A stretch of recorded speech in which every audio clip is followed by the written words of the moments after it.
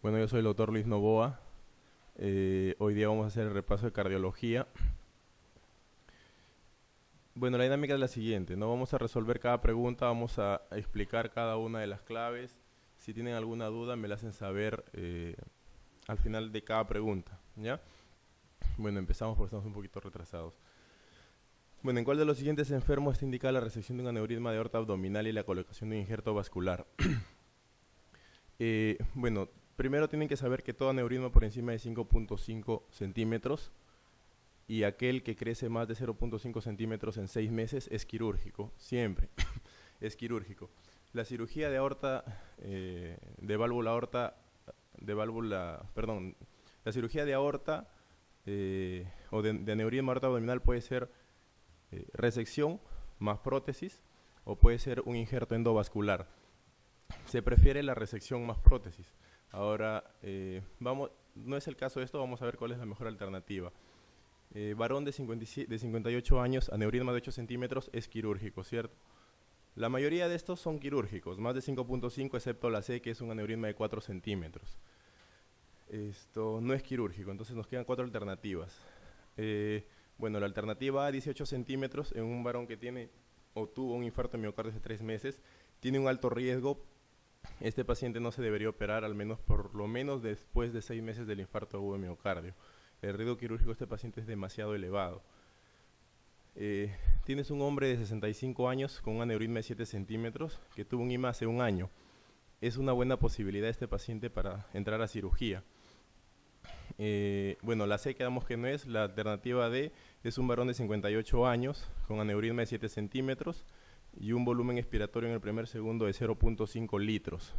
Tiene un patrón obstructivo muy marcado. Recuerden que el BEF1 o el BEMS en español es normal, es entre 3 a 4.5 litros.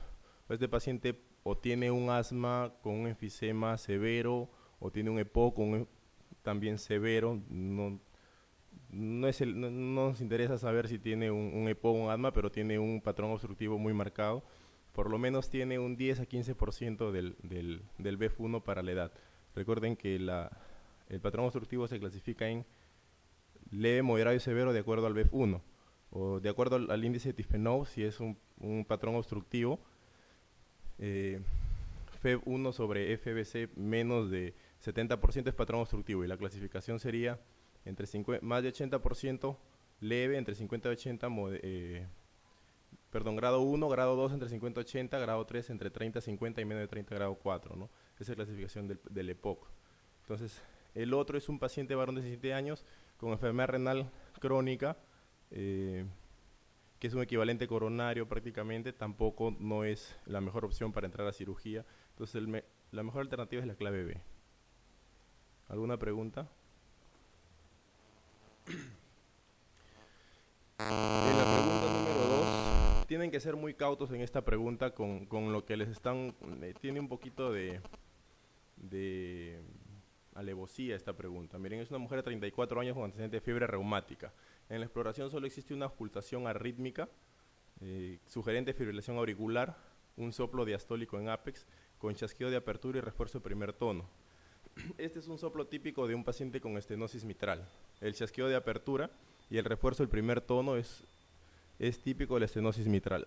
El chasquido es por la apertura brusca, las válvulas no se abren suavemente como lo suelen hacer en una válvula normal.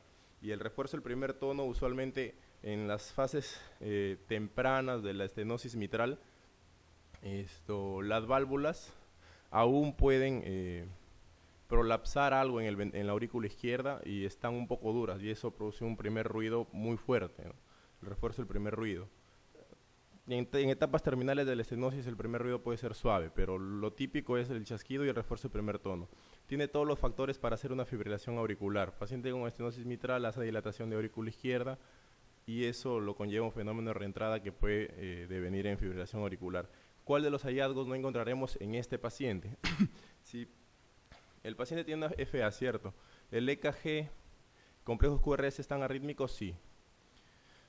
Sugerente de una FA, fracción de eyección calculada en EKG 57%. Un paciente de este tipo, si es de 34 años probablemente tenga una fracción de eyección aún normal, por encima del 55% es fracción de eyección normal. Pero si está muy avanzada va a tener una fracción de eyección reducida, así que esta alternativa podría ser sí, no, es variable, ¿no? En la placa de tórax hay líneas B de Kerley, las líneas B de Kerley son sugerentes de edema agudo de pulmón, puede hacerlo. Un paciente con insuficiencia izquierda te puede hacer un edema agudo de pulmón. En la clave E, en el EKG se muestra QRS con eje en +11. El eje normal en el EKG es de -30 a +90 a +110, eso es lo normal. Ya de -30 a +110, es un eje normal. Puede tener un eje normal si el paciente es joven, con debut de FA, no tiene todavía crecimiento de cavidad de ventrículo izquierdo, puede ser normal. Ahora luego dice en el EKG onda P ancha y bifásica. La onda P ancha y bifásica en B1 es típico de crecimiento auricular izquierdo. P mayor de 0.12 o mayor de 3 cuadraditos, como quieran llamarle, y bifásica. Bifásica es la primera parte de la P positiva y la segunda negativa. Con la segunda, con la fase negativa usualmente mayor de 0.04, o sea mayor de un cuadradito. Ese es lo típico de crecimiento auricular izquierdo. Que esta paciente podría tener, sí, crecimiento auricular izquierdo porque tiene estenosis mitral, pero miren que la paciente está en FA, ¿no? Y el paciente en FA no tiene onda P sencillamente, ¿no? No hay onda P en el EKG, y si te preguntan por la onda A de pulso, por ejemplo, el pulso venoso, tampoco tiene onda A de pulso venoso porque la contracción auricular es inefectiva, ¿ya? Entonces esa es la D. La D es la respuesta. Ya. El otro dice, como se sabe, el balón intraórtico de contrapulsación es un sistema mecánico de asistencia ventricular en los casos de shock cardiogénico. Sí, consta de un catéter provisto de un balón, bueno, que se hincha de acuerdo al ciclo cardíaco, ¿no? ¿Qué efectos produce el funcionamiento del aparato circulatorio?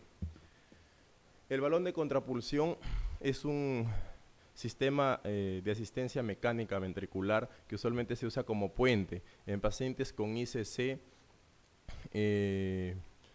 aguda, descompensada, en estadio terminales, como puente, por ejemplo, un trasplante cardíaco si es que hay la disponibilidad en el momento, o en pacientes con un infarto agudo de miocardio severo que lo lleva a una falla cardíaca severa, digamos lesión de tronco de coronaria izquierda.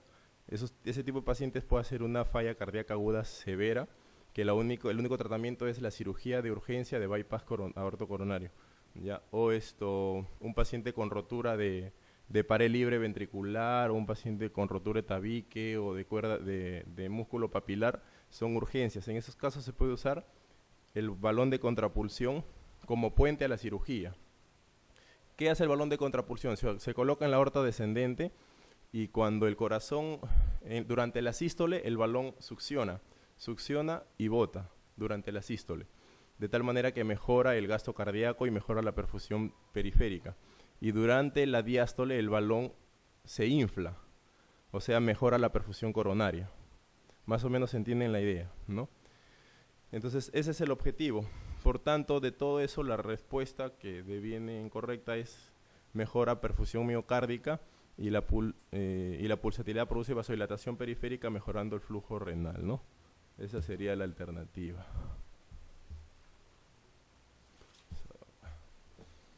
¿Alguna pregunta hasta ahí? Hay una contraindicación, hay algunas contraindicaciones absolutas. Hay una contraindicación absoluta para usar balón de contrapulsión aórtica, que es insuficiencia aórtica.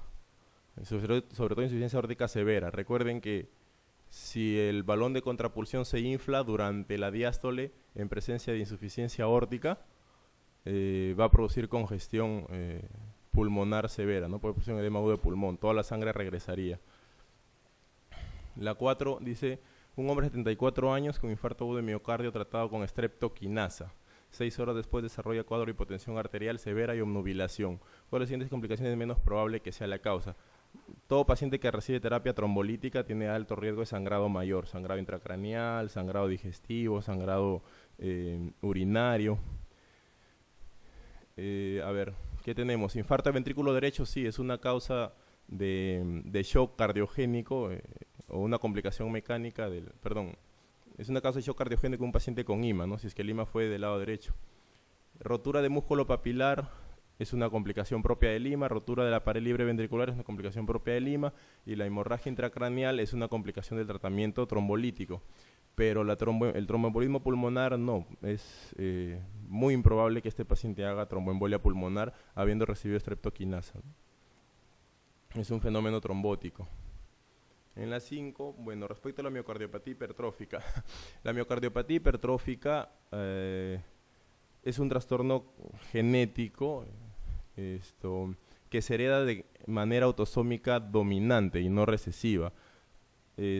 Tiene que ver principalmente, es una hipertrofia asimétrica del ventrículo, asimétrica, recuerden, esa es pregunta de examen. No es como el caso de la hipertrofia ventricular izquierda por hipertensión, que es una hipertrofia simétrica. Y asimétrica se refiere a que en la miocardiopatía hipertrófica solamente hay, la hipertrofia es a predominio del tabique interventricular. Y eso genera muchas veces obstrucción a nivel del tracto de salida de la aorta. El hecho de que el tabique interventricular esté muy hipertrofiado, justo en la parte superior o en la parte proximal del tabique interventricular, a ese nivel se encuentra el tracto de salida de la válvula aórtica o de la aorta ascendente. Entonces, cuando el tabique está muy hipertrofiado, durante la sístole, recuerden que si el tabique está engrosado, durante la sístole va a engrosar mucho más aún. Entonces, eso puede producir obstrucción del tracto de salida de la aorta, puede producir hasta síncope en ese momento. Entonces, todo aquel fenómeno que aumente la tensión intraventricular, es decir, la fuerza de la sístole, podría eventualmente producir obstrucción del tracto de salida del ventrículo, de la aorta, ¿ya? Ahora, ¿en qué porcentaje de casos se produce obstrucción del tracto de salida de la aorta? Más o menos 1 a 2 de cada 10. ¿Ya? 1 a 2 de cada 10, alrededor del 15 a 20% más o menos. Entonces, con eso vamos a responder esto más o menos. ¿Existe aumento de las presiones telediastólicas del ventrículo izquierdo? Sí, está hipertrofiado. La hipertrofia ventricular siempre condiciona disfunción diastólica, hipertrofia aumento de la presión al final de la diástole. En 3 de cada 4 casos se asocia obstrucción sistólica del tracto de salida del ventrículo izquierdo, no. Más o menos es 15 a 20%, no es frecuente. Se hereda de forma autosómica recesiva, no era autosómica dominante. La mayor parte de pacientes presenta disnea de esfuerzo, no, la mayor parte son asintomáticos. Recuerden que la miocardiopatía hipertrófica es una causa de muerte súbita, usualmente por arritmias malignas. Más frecuentemente fibrilación ventricular o taquicardia ventricular sin pulso. Entonces, la mayor parte son asintomáticos. Cuando es sintomático, sí, el síntoma más frecuente es disnea. Debe sospecharse al ocultar soplo eyectivo que se superpone al primer ruido cardíaco. En realidad es un soplo que se superpone al segundo ruido, por lo que les explicaba hace un momento. El problema es con la obstrucción del tracto de salida de la aorta. Entonces el problema es el nivel del segundo ruido. La respuesta correcta es la A. En el tratamiento de la hipertensión arterial, la ventaja de los bloqueadores del receptor de angiotensina 2, o sea, los ARA2, con respecto a los IECA es que en realidad no hay mucha diferencia entre ambos. La única diferencia es que los ARA2 producen menos tos. Los ARA2 producen tos solamente en el 1 o 2% de los pacientes, o sea, pueden producir tos, que no le llame la atención si alguna vez usan un ARA2 y un paciente se queja de tos. Pero los IECA producen tos en 10 a 20% de los pacientes. Eso es con respecto a lo que hay acá, ¿no? Luego, con respecto al mecanismo de acción, bueno, ese es otro tema. ¿Alguna pregunta? ¿Hasta ahí? Bueno, el tratamiento más eficaz para prevenir recurrencias en el aleteo o flúter auricular común es...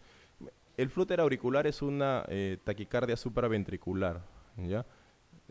Hay más o menos, hay muchas taquicardias supraventriculares, las más frecuentes son alrededor de 7. O sea, taquicardia supraventricular es toda taquicardia que se produce por encima del nodo.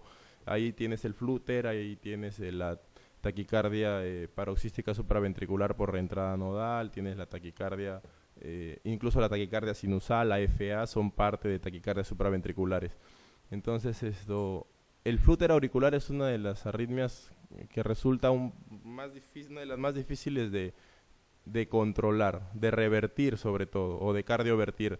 es muy recidivante, muy recurrente y cuando se presenta de forma aguda, incluso es difícil de tratar. Lo que se usa a veces cuando la frecuencia cardíaca es muy alta, usualmente 150, 160, que puedes compensar al paciente es amiodarona, pero pocos cardiovierten con amiodarona. Cuando no hay ablación por radiofrecuencia disponible, se usa cardioversión eléctrica, pero muchos de los pacientes,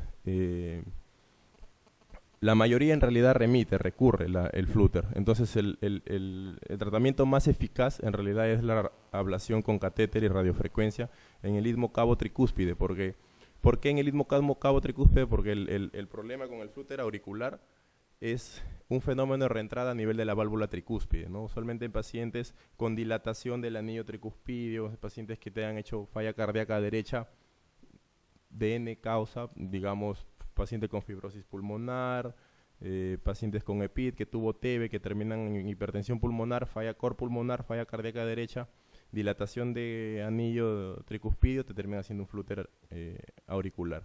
Entonces, el tratamiento más eficaz es ablación con catéter y radiofrecuencia. La 8, la extrasistolia ventricular asintomática, no relacionada con esfuerzo, es importante tener en cuenta. La extrasistolia ventricular o contracción ventricular prematura es una arritmia benigna que no ha demostrado empeorar el pronóstico en pacientes con corazón estructuralmente sano, ¿ya? Casi nunca se trata, son muy contadas las situaciones en las que se tratan, sobre todo si son sintomáticas. Es muy raro ver un paciente sintomático con CVP o contracción ventricular prematura en el que deba tratarse. La frecuencia no es la frecuencia es un criterio para tener en cuenta en cuanto a iniciar o no tratamiento, pero no es determinante. Entonces, ¿debe ser siempre tratada con fármacos antiarrítmicos? No. Se debe tratar con fármacos únicamente cuando se detectan más de 10 extrasístoles ventriculares por hora. Cuando se detectan más de 10, eso se llama extrasístoles frecuentes, más de 10 por hora. No es el criterio para iniciar tratamiento. Si son sintomáticas, sí, así sean 2 o 3 por hora, pero si el paciente usualmente tiene mareos o disnea de esfuerzo ocasionada por la CVP, o digamos que se sincopeó, por ejemplo, ¿no? Que es rarísimo que un paciente se sincopee por extrasístoles ventriculares, pero pueden ser causa. Es rarísimo, debe recibir tratamiento. Así que esta no es condición única. No compromete el pronóstico ni debe ser tratada con antiarrítmicos cuando siente sobrecorazón estructuralmente sano, cierto, eso sí es cierto. O sea, casi nunca se tratan las extrasístoles ventriculares. Está demostrado que la supresión con fármacos antiarrítmicos mejora supervivencia en cardiopatía isquémica crónica. No. La extrasistolia ventricular de alta densidad no es un predictor pronóstico en la cardiopatía isquémica crónica, no. Lo que sí es un predictor pronóstico es el infarto, durante el infarto agudo de miocardio. La arritmia más frecuente post-IMA es el CVP. El 93% de pacientes con un infarto agudo de miocardio tienen CVPs. Es la arritmia más frecuente, ¿ya? Esa también es pregunta de examen. Y sí compromete el pronóstico de un paciente con infarto agudo de miocardio. Infarto agudo de miocardio. Contracción ventricular prematura o extrasístole ventricular, ¿ya? ¿Alguna pregunta, muchachos, hasta ahí?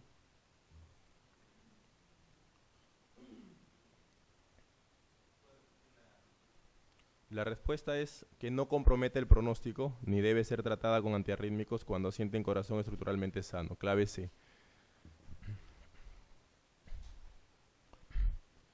A ver, 9. Dice, paciente obnubilado con PA 8.4, gasto cardíaco 3 litros por minuto, presión en cuña pulmonar de 14 y presión auricular derecha a 14 milímetros de mercurio.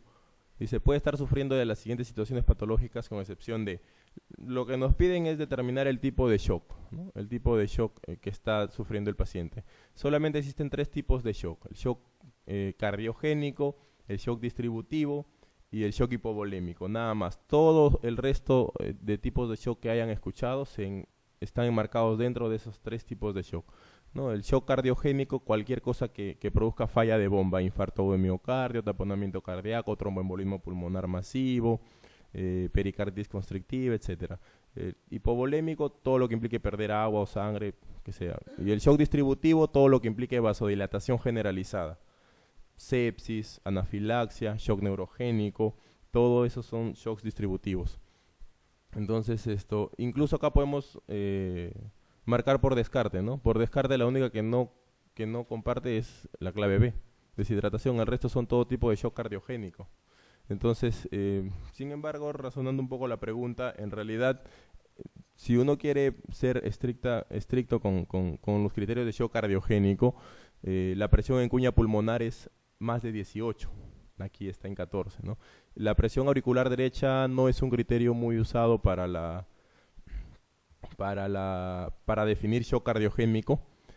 Tampoco el gasto cardíaco, es el índice cardíaco lo que se usa para determinar shock cardiogénico. Un índice cardíaco menos de 1.8 en un paciente que está con soporte vasopresor y menos de 2.2 litros minuto por metro cuadrado es el índice cardíaco. Esos son criterios de shock cardiogénico. Con una presión de enclavamiento pulmonar mayor de 18. Esos son criterios de shock cardiogénico. Sin embargo, acá lo único que contribuye a pensar en un shock cardiogénico es que la presión auricular derecha está en 14 milímetros de mercurio. Porque la presión auricular derecha normalmente es entre 0 y 4, ¿no? Entonces ese corazón no está bombeando sangre. La única alternativa que no coincide con tal es la B, ¿no? Deshidratación. 10. La campana del fonendoscopio es más adecuada que la membrana para... en realidad, el modo campana es para distinguir sonidos de baja frecuencia. ¿Ya? De baja frecuencia, usualmente S3, S4 y el chasquido de apertura en pacientes con estenosis mitral. Para eso sirve la campana. En el Littmann tienen los dos modos. Si ustedes asientan suavemente el estetoscopio es modo campana y si presionan un poco más es modo diafragma. Quizá no muchos han leído el manual de Littmann, pero si lo toman en cuenta, cuando ustedes presionan, la membranita que tiene ahí se pega completamente, fijamente a la campana del estetoscopio y ese es el modo membrana. Si lo pone superficialmente es modo campana, que sirve para escuchar sonidos de baja frecuencia. En este caso, valorar presencia de tercer o cuarto ruido, ¿no? Miren que aquí la clave D dice detectar clic mesosistólico en prolapso mitral. Podría confundirlos porque para lo que sirve es para detectar el chasquido de apertura en un paciente con estenosis mitral.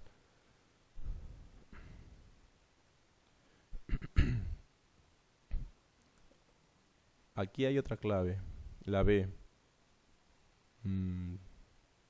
Sirve para oír ambos, ¿ya? Pero bueno, no hay una... Habrían dos claves ahí, pero sirve para oír esos tres sonidos particularmente, ¿ya? Chasquido de apertura en estenosis, tercer o cuarto tono. El examen del pulso carotidio revela dos impulsos o picos durante la sístole ventricular. ¿Cuál de los datos físicos se asociaría con más probabilidad a este hallazgo? Tienes un pulso carotidio con doble impulso o dos picos durante la sístole, ¿no? Eso es lo que se llama usualmente pulso bisfierens, ¿ya? Que clínicamente, semiológicamente es bien difícil de distinguirlo del pulso dícroto. El pulso bisfierens es muy típico de la insuficiencia cardíaca congestiva. Sin embargo, en frecuencia, el pulso bisfierens se puede ver en la miocardiopatía hipertrófica. No te da como tal el diagnóstico, pero dice soplo diastólico después del chasquido de apertura. Eso se refiere a un paciente con estenosis mitral, ¿cierto? Disminución de la presión sistólica durante la inspiración. Eso es pulso paradójico. Y eso es pulso paradójico que puede verse en muchas situaciones, ¿no? Taponamiento cardíaco, pericarditis constrictiva, asma. El otro es soplo sistólico que aumenta durante maniobras de Valsalva. Eso se refiere a la miocardiopatía hipertrófica. Lo que les decía hace un rato, ¿no? En la miocardiopatía hipertrófica, toda aquella situación que aumente el gasto cardíaco o toda aquella situación que mejore la contractilidad del ventrículo, esto va a hacer que aumente el soplo. En este caso la maniobra de Valsalva es una de ellas, ¿no? El soplo de la miocardiopatía hipertrófica aumenta durante las maniobras de Valsalva. Entonces esa es una alternativa válida, ¿no? Tercer tono de origen izquierdo, no tiene mucho que ver para que cause un pulso bispierens. Desdoblamiento fijo del segundo ruido tampoco tiene mucho que ver con eso, ¿ya? La 12 dice: un hombre de 60 años acude a urgencias por dolor torácico anterior interescapular de 1 hora de duración, intenso y desgarrador. Ese es el cuadro clínico típico de un paciente con aneurisma disecante de aorta. La presión arterial es 170-110 en brazo derecho y 110-50 en brazo izquierdo. En el EKG hay ritmo sinusal con hipertrofia ventricular izquierda. Radiografía de tórax, no hay datos de interés. La intervención inicial más adecuada es, lo primero que hay, este tipo de preguntas es un poco a veces confusa cuando vas a responder. Sin embargo, lo que te piden aquí es, o sea, tienes que enmarcarte en el cuadro clínico del paciente, ¿no? O sea, tú estás en emergencia porque este paciente te va a llegar a emergencia. Tú estás en emergencia, ¿qué es lo primero que vas a hacer? Obviamente no va a ser operarlo, ¿no? Obviamente no va a ser operarlo. Lo primero que vas a tener que controlar es la crisis hipertensiva. Un aneurisma disecante de aorta es una crisis hipertensiva. Entonces lo que tienes que controlar es la presión arterial. Y la presión arterial en un paciente con aneurisma disecante de aorta se debe controlar con beta bloqueo y con vasodilatación periférica. Con esas dos cosas. No puedes administrar beta bloqueo solo o vasodilatador solo. Tiene que ser con ambos siempre. Si no, el paciente se descompensa y puede ser catastrófico. Entonces lo que hay que controlar es la presión. La presión arterial sistólica debería llevarse en el transcurso de 2 o 3 horas a alrededor de 100, 120. ¿Ya? Entonces, ¿cuál de la siguiente intervención es la más adecuada? Nitroglicerina sublingual, ingresar al paciente, medir enzimas cardíacas, ingresar al paciente. No se usan nitratos solos. Administrar activador plasminógeno, eso si fuera un infarto agudo de miocardio con ST elevado, no es el caso. Heparina intravenosa, gammagrafía pulmonar, eso si estás pensando en un paciente con un tromboembolismo pulmonar, no lo es. Nitroprusiato endovenoso para mantenerte asistólica a menos de 110, propanolol intravenoso para frecuencia cardíaca menos de 60 y realizar TAC helicoidal de tórax. Eso es lo más adecuado, ¿no? Eso es lo que les venía diciendo. Entonces hay que usar beta bloqueo, vasodilatación y obviamente hay que taquear al paciente en el momento porque hay que hacerle una angiotomografía torácica, tóraco-abdominal de preferencia, porque usualmente los pacientes no solo tienen aneurismas en tórax, sino también tienen aneurismas de aorta abdominal. Entonces, taquearlo y programarlo para cirugía lo más pronto posible. En la valoración del dolor torácico en urgencias con EKG inicial normal o inespecífico, con frecuencia los médicos practicamos maniobras terapéuticas para establecer o excluir el diagnóstico de isquemia miocárdica. Respecto a estas maniobras, ¿cuál de las siguientes afirmaciones es cierta? En realidad, esta pregunta es... bueno, el planteamiento es cierto, porque muchas veces muchos médicos se plantean maniobras a veces de ese tipo que describen las alternativas para discernir sobre el tipo de dolor torácico, pero en realidad todo dolor torácico normal o inespecífico, todas las guías de la AJA, de la Euroheart, indican que a todo paciente con dolor torácico hay que tomarle un EKG y la ausencia o presencia de un evento coronario o de un Zika no se demuestra hasta no tener algo objetivo, que es el electrocardiograma. Así que ninguna maniobra es válida. Ninguna maniobra es válida en valorar a un paciente con dolor torácico. Así tú te pares, lo examines, le palpes y el paciente salte de dolor cuando le palpas la articulación condrocostal y digas es un paciente con un síndrome de Tietz o una costocondritis, tienes que tomarle un electrocardiograma. Hay muchos pacientes, sobre todo mujeres, diabéticos mayores de 65 años, que se pueden estar infartando de forma silente, ¿no? Son 3 grupos de pacientes que te pueden hacer IMA silentes: diabéticos, mujeres y mayores de 65 años. Entonces, y la mayoría de pacientes que te llegan con costocondritis son mujeres, porque algo relacionado a eso es un trastorno de ansiedad, ¿no? La mayoría de pacientes que tengan con costocondritis son pacientes mayores de 65 años y mujeres, ¿no? Entonces, no vale ninguna maniobra, así que la decisión diagnóstica no debe estar determinada por la respuesta a una maniobra terapéutica. Lo otro sí son datos semiológicos válidos, ¿no? 14. Bueno, una mujer de 46 años consulta por disnea progresiva de días de evolución hasta ser de mínimos esfuerzos. Meses antes había sido tratada de carcinoma de mama metastásico con quimioterapia y radioterapia. Ahora tiene ingurgitación yugular hasta el ángulo mandibular y pulso arterial paradójico. El EKG muestra taquicardia sinusal, alternancia en la amplitud de ondas P, QRS y T. ¿Cuál es el diagnóstico más probable?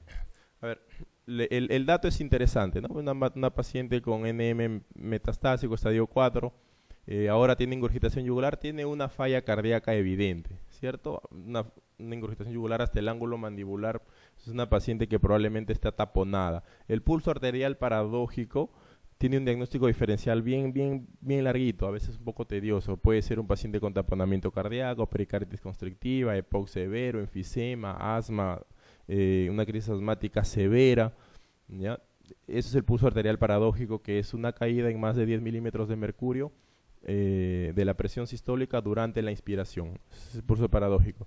Sin embargo, algo que es muy específico del taponamiento cardíaco es la alternancia del P y QRS. ¿A qué se refiere alternancia? Alternancia eléctrica es esto. La alternancia eléctrica es que un QRS chiquito, un QRS grande, un QRS chiquito, un QRS grande.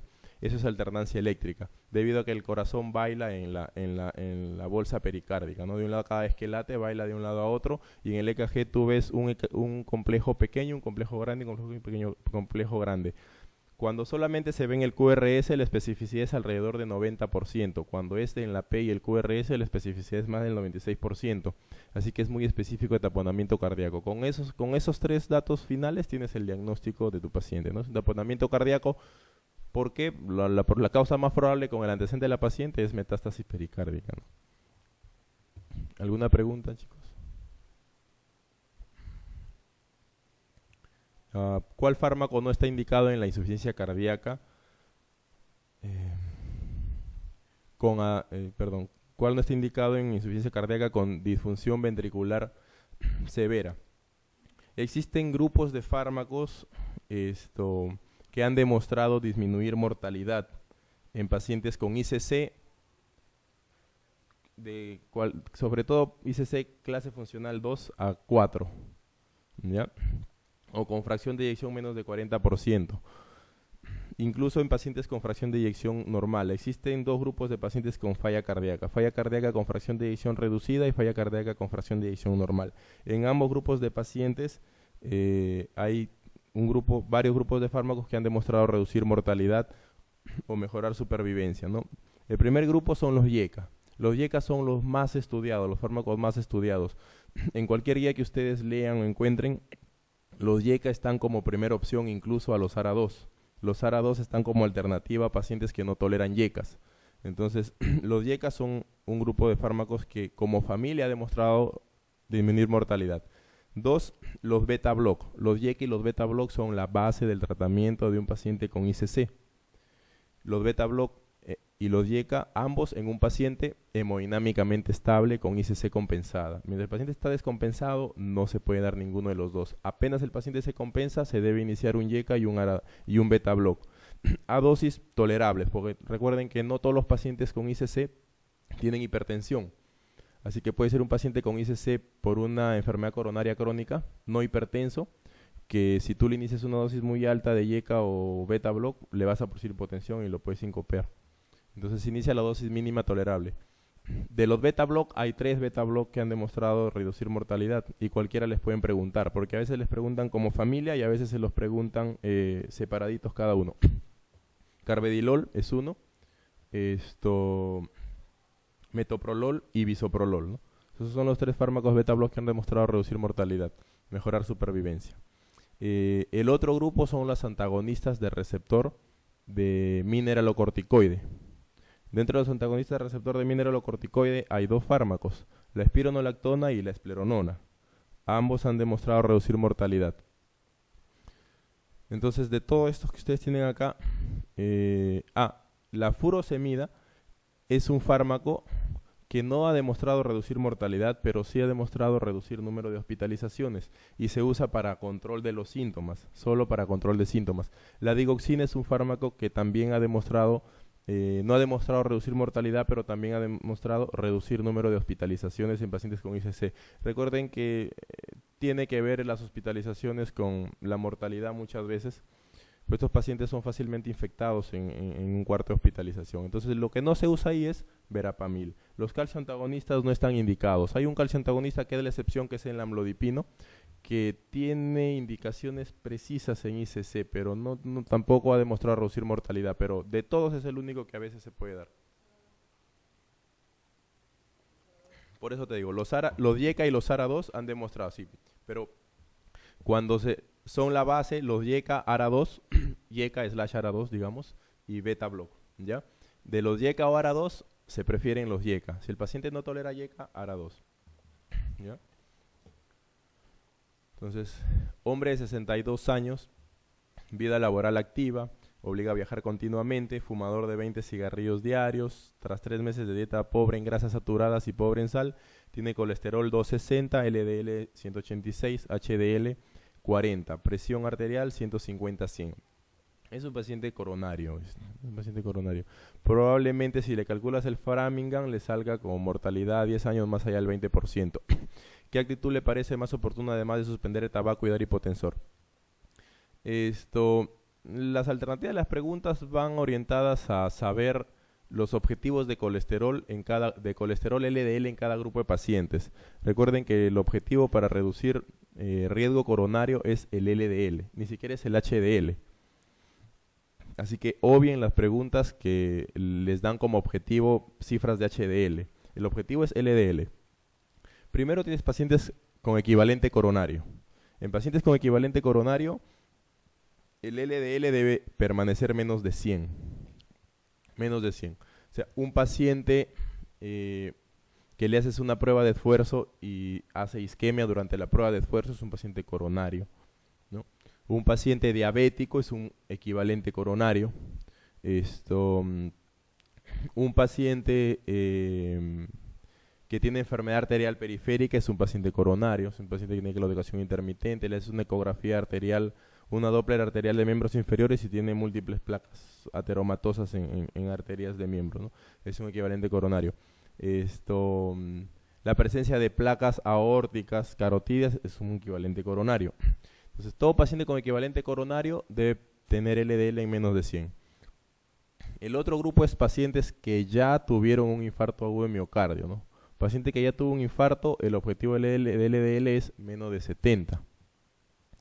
Y el otro grupo son pacientes con riesgo a 10 años de evento coronario más allá del 20%, ¿no? O paciente hipertenso. Paciente hipertenso, el objetivo del LDL es menos de 130. Paciente que solo es hipertenso. Entonces, si ustedes le buscan a bueno, en el examen no vas a tener tu tablita de Framingham, que son como 15 criterios para calcular el Framingham, pero es hipertenso, ¿no? Es hipertenso. Un paciente hipertenso debe tener un LDL por debajo de 130. Y un paciente joven sin ningún factor de riesgo debe tener un LDL por debajo de 160. O sea, quizá todos los que estamos acá, el objetivo del LDL es menos de 160. Pero un paciente hipertenso con probablemente Framingham mayor a 20% en 10 años, el objetivo del LDL es menos de 130. Entonces hay que buscar esa alternativa y la alternativa es la D, ¿no? Continuar con la dieta, hay que obviamente añadir una estatina, ¿no? De ese paciente, porque mira, ya tiene 3 meses de dieta pobre en grasas, ¿no? La primera alternativa para las dislipidemias es la dieta. 3 meses con dieta, si no mejora, hay que iniciar tratamiento, ¿no? Para un LDL menos de 130. La verdad es que en la práctica tú ya sabes qué paciente no te va a cumplir con la dieta, ¿no? Y esperar 3 meses a veces no tiene sentido. Pero teóricamente eso es lo que se debe hacer. La onda B del pulso venoso coincide con... Son 3 ondas de pulso venoso, ¿no? La onda A es por contracción auricular. Cada vez que la contracción auricular sea inefectiva, no va a haber onda A, ¿no? Cada vez que haya una obstrucción a nivel de la válvula tricúspide, va a haber una onda A cañón, como le llaman, ¿no? Una onda cañón, una onda A prominente. Que la onda A se produce cuando se contrae la aurícula. La onda V o la onda B se produce cuando el ventrículo derecho se contrae y hace que las valvas de la tricúspide prolapsen a la aurícula. Eso produce un aumento ligero de la presión venosa. Entonces, y la onda C se produce, la onda C, si ustedes recuerdan, es de aumento progresivo, ¿no? Entonces la onda C se produce durante el llenado auricular, mientras las válvulas o mientras la válvula tricúspide está cerrada. Entonces la onda B del pulso va a coincidir, ¿qué dice acá? Con el periodo de contracción isométrica de la masa ventricular, ¿no? Se contrae durante la contracción isométrica, todas las válvulas están cerradas, ¿no? Está cerrada la aurículo ventricular y las sigmoideas. En ese momento que se contrae el ventrículo, prolapsa hacia arriba, ¿no? Prolapsa la válvula tricúspide hacia arriba y eso produce la onda B del pulso.